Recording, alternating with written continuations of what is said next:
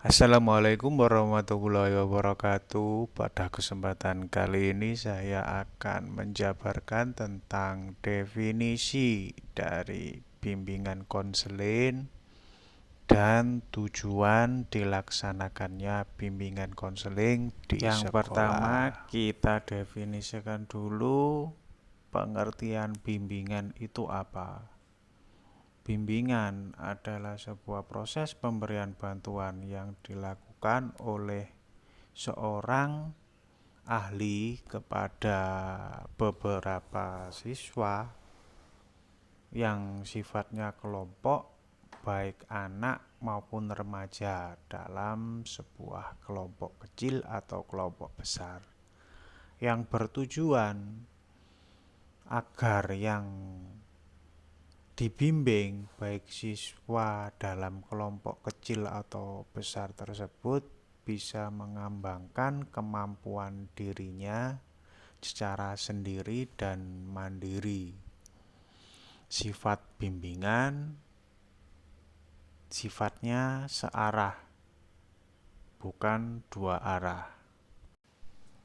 Sedangkan definisi dari konseling itu sendiri adalah proses pemberian bantuan yang dilakukan oleh seorang ahli, dalam tanda kutip di sini seorang konselor atau guru BK, kepada seorang individu atau konseli yang mengalami permasalahan di sekolah, entah itu pribadi, sosial, belajar, dan karirnya.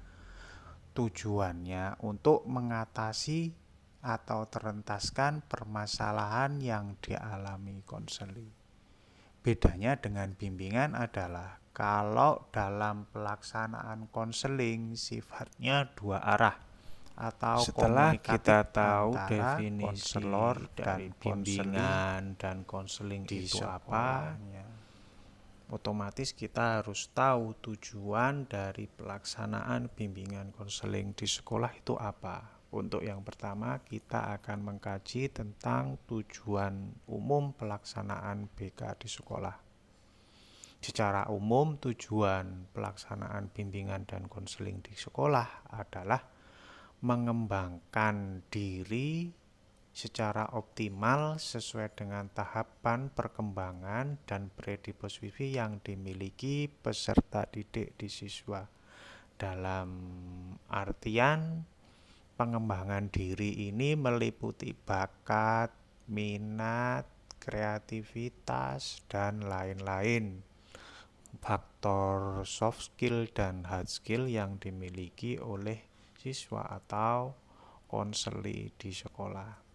Untuk tahap perkembangan itu maksudnya gimana? Ya, usia maksudnya berkembang sesuai dengan usianya. Misalkan usia perkembangan SMP targetnya itu seperti apa, SMA seperti apa, SMK seperti apa. Maksudnya beberapa layanan dalam BK diletakkan sesuai porsinya. Misalkan layanan pribadi, sosial, belajar, atau karir itu diletakkan pada kelas berapa saja yang pas untuk pelaksanaannya. Otomatis dalam pelaksanaannya harus mengetahui keadaan siswa secara keseluruhan terlebih dahulu. Sekilas kita mengkaji tentang bagaimana cara mengetahui perkembangan peserta didik atau konseli kita dengan menyebarkan semacam angket, analisis kebutuhan atau need assessment, instrumentasi, dan yang lain-lain. Setelah pemetaan itu dilakukan, baru kemudian memulai melaksanakan program yang ada di sekolah tersebut. Entah wujudnya itu program mingguan, bulanan, ataupun semester berdasarkan instrumentasi yang telah dilakukan terhadap beberapa layanan dasar dalam BK tersebut. Masih diingatkan layanan dasar tersebut antara lain layanan pribadi, sosial, belajar, dan karir di sekolah.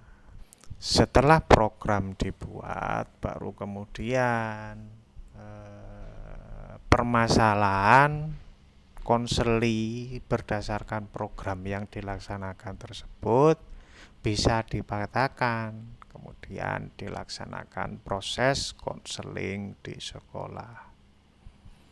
Pelaksanaannya bisa dalam bentuk bimbingan atau konseling, bimbingan pribadi, bimbingan kelompok, atau konseling individual ataupun konseling kelompok, tergantung masalah dan kemampuan seorang guru BK atau konselor dalam menjadi jembatan terhadap permasalahan tersebut seperti apa.